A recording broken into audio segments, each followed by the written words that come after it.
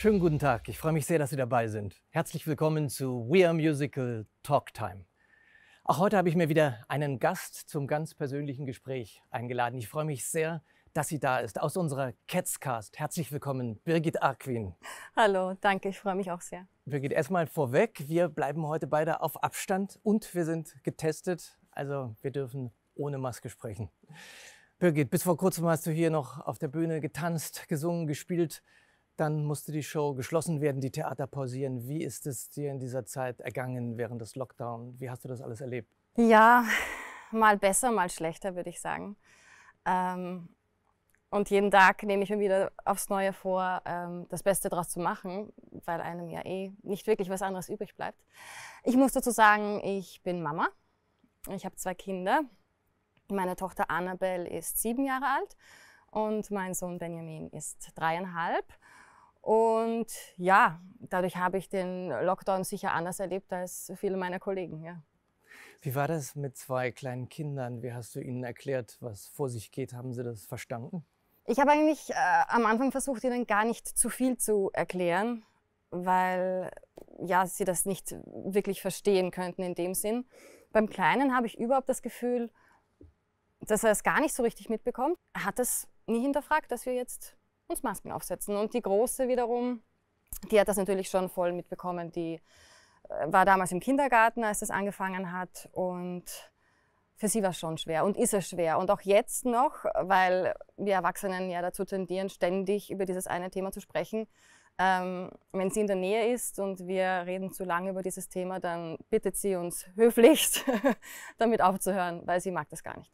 Also für den Kleinen ist es fast schon ein Stück Normalität geworden? Ja, ich glaube, dass der damals in einem Alter war mit 2,5, wo er das noch gar nicht so als außergewöhnlich empfunden hat.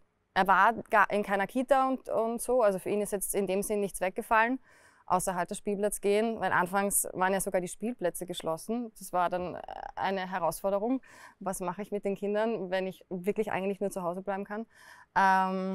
Er weiß, dass es Corona gibt, also er kennt dieses Wort. Und wenn ich sage, das geht jetzt nicht wegen Corona, zum Beispiel schwimmen gehen, Mama, ich will schwimmen gehen, sage ich, das geht nicht. Und er sagt, wegen Corona. Und er hat die Schnullermaske erfunden. Ja, genau, er hat die Schnullermaske erfunden. Also wenn meine Tochter dann sagt, wenn wir einkaufen gehen zum Beispiel, er soll sich auch eine Maske aufsetzen, dann lehnt er das immer ab. Und wenn er seinen Schnuller dabei hat, den er ab und zu noch braucht, dann nimmt er den Schnuller und sagt, das ist jetzt seine Maske. Was würdest du sagen, war die größte oder ist die größte Herausforderung mit 2 kleinen Kindern im Lockdown? Ja, die Normalität aufrechtzuerhalten, trotz allem. Erst musste man sich ja selbst mal neu orientieren, so rausgerissen aus dem Arbeitsalltag. Aber dann ging es ja nicht nur um mich, sondern ich habe dann auch das gespürt, ich muss die Kinder auch irgendwie schützen vor diesem ganzen Wahnsinn, kann man schon fast sagen. Und das war meine größte Herausforderung, da immer fröhlich zu bleiben und mir Sachen aus den Fingern zu ziehen, was man noch machen kann, eben von im Wald auf Abenteuerspaziergang über sämtliche Sachen backen, die ich schon lange keine Zeit mehr hatte zu backen. Das war auch sehr schön und so, aber ja, man musste schon sehr kreativ sein. Kannst du uns Tipps geben, was man machen kann mit Kindern? Ja, rausgehen, bei jedem Wetter rausgehen, das ist total wichtig. Also meine Schwiegermutter zum Beispiel hat da schon immer gepredigt und mir war gar nicht bewusst, wie wichtig das wirklich ist. Und jetzt hattet ihr mehr Zeit, um das auch mal alles auszuprobieren. Genau. Ja, es war auch eine schöne Zeit. Also ich kann jetzt nicht sagen, es war alles so schrecklich, weil ich musste bei meinen Kindern sein.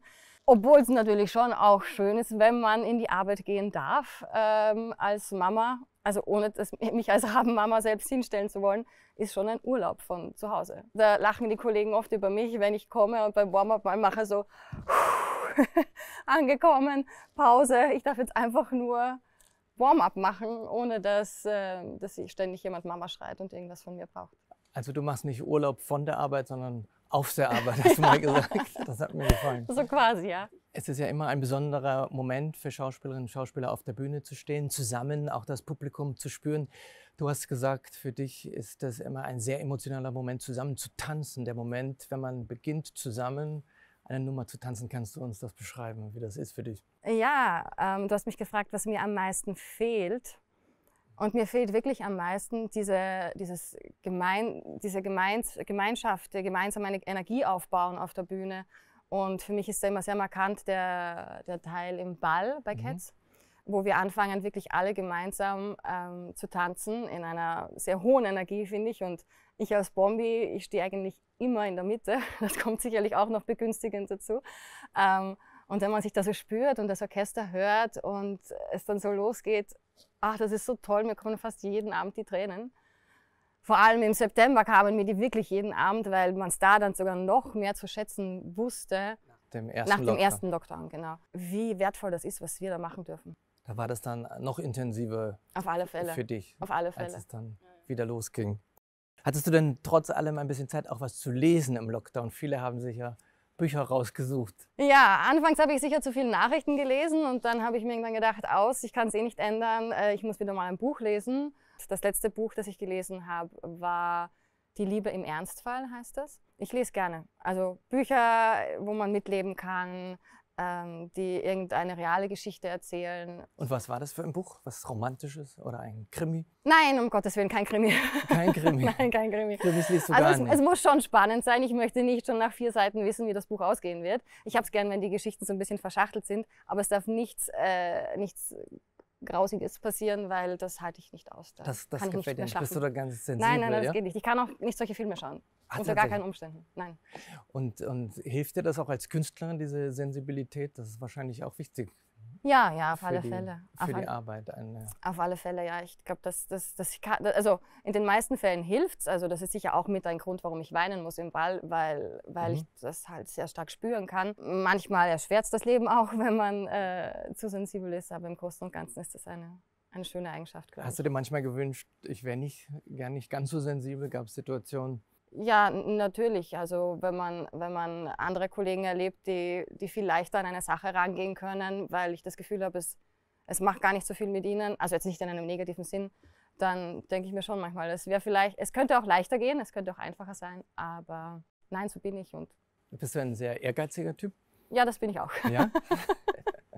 Sehr ehrgeizig. Muss man in dem Beruf wahrscheinlich auch sein. Ja, auf alle Fälle. Also ich glaube, wenn man 6-mal die Woche so eine Show spielen möchte, dann braucht man auch einen Ehrgeiz und ein bisschen einen Biss. Und wenn du nicht zum Theater gegangen wärst, was wäre dein Beruf wahrscheinlich geworden? So einen richtigen Plan B hatte ich ehrlich gesagt nicht. Hast alles auf eine Karte gesetzt? Ja, man wird ja das schon vor der Ausbildung gefragt, und was machst du, wenn es nicht klappt und so. Und ich habe gesagt, ich überlege mir keinen Plan B, weil dann verfolge ich Plan A nicht zielstrebig genug. Aber vielleicht muss man das auch, um wirklich sein Ziel zu erreichen. Ja, ich hatte dann auch das Glück, dass es recht zügig immer voranging, dass ich mir gar nicht wirklich die Gedanken nicht machen musste.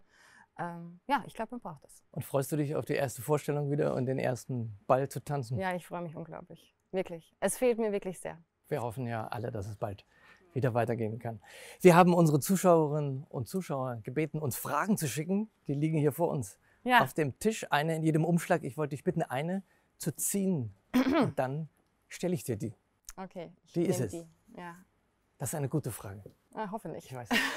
Ich weiß selber nicht, welches ist. Ganz schön viele hier. Was sind die schönsten und was sind die nervigsten Momente im Leben eines Musical-Darstellers oder Darstellerin? Also die schönsten habe ich ja eigentlich heute schon erwähnt. Du schon gesagt, ja. Das genau. ist wirklich diese Gemeinschaft, das Gemeinsame. Das ist für mich wirklich das Schönste und das Nervigste.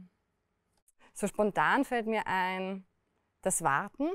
Das ist zwar bei Cats jetzt eigentlich nicht so der Fall, weil wir da ja immer auf der Bühne sind, so gut wie immer, und die 2x5 Minuten, die ich da hinter der Bühne verbringe, auch mal ganz willkommen sind.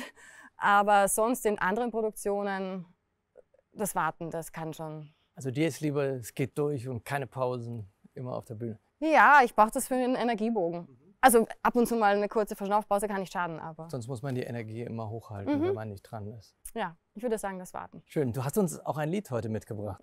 Welches Lied ist denn das und warum hast du es ausgesucht? Ja, das ist das Lied Ich schütze dich aus Der Besuch der alten Dame. Das habe ich ausgesucht, eben wegen dem Titel. Und als ich es das erste Mal gehört habe, jetzt in dieser Lockdown-Zeit, musste ich wieder weinen. Weil eben dieses Ich schütze dich, jemanden zu schützen, als Mama jetzt, das war so mein erstes Bild eigentlich, obwohl es in dem Lied um den Ehemann geht, ein sehr großes Thema für mich war in dem letzten Jahr. Meine Kinder zu schützen oder meine Familie zu schützen, uns zusammenzuhalten. Genau darum geht es eigentlich auch in diesem Song. Genau, genau. Da freuen wir uns jetzt sehr drauf. Birgit Acquin singt für uns jetzt Ich schütze dich aus dem Musical Der Besuch der alten Dame.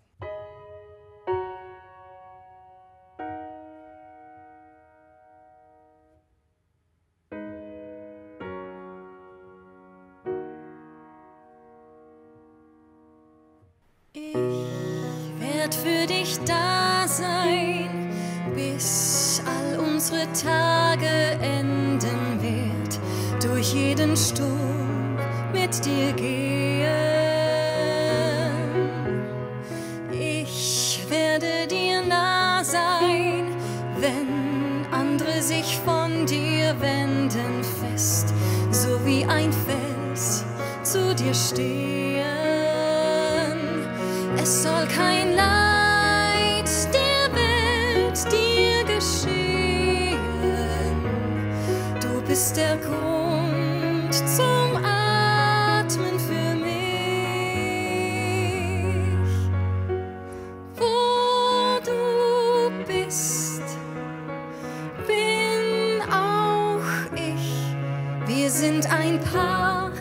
Ich schütze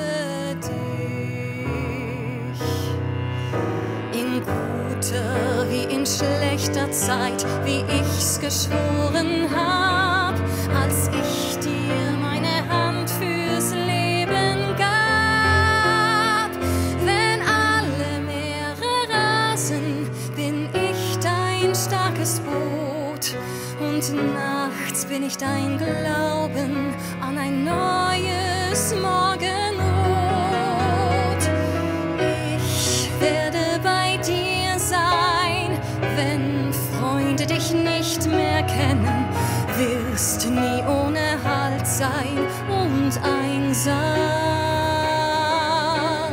Ich werd immer hier sein, nichts wird je uns beide trennen, denn Liebe trägt alles gemeinsam.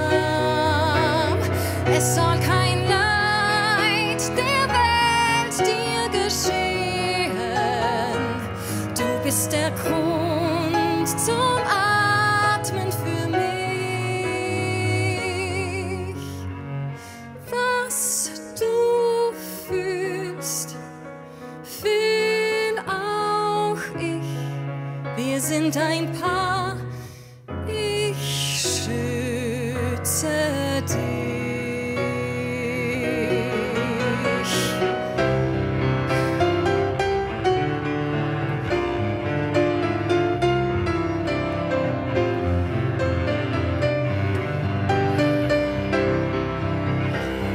Es soll kein Leid der Welt dir geschehen. Du bist der Grund zum Atmen für mich. Wenn du stirbst, sterb auch ich. Du bist mein Mann. Ich liebe dich.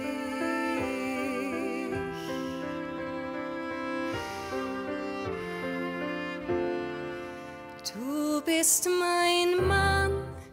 Ich liebe dich.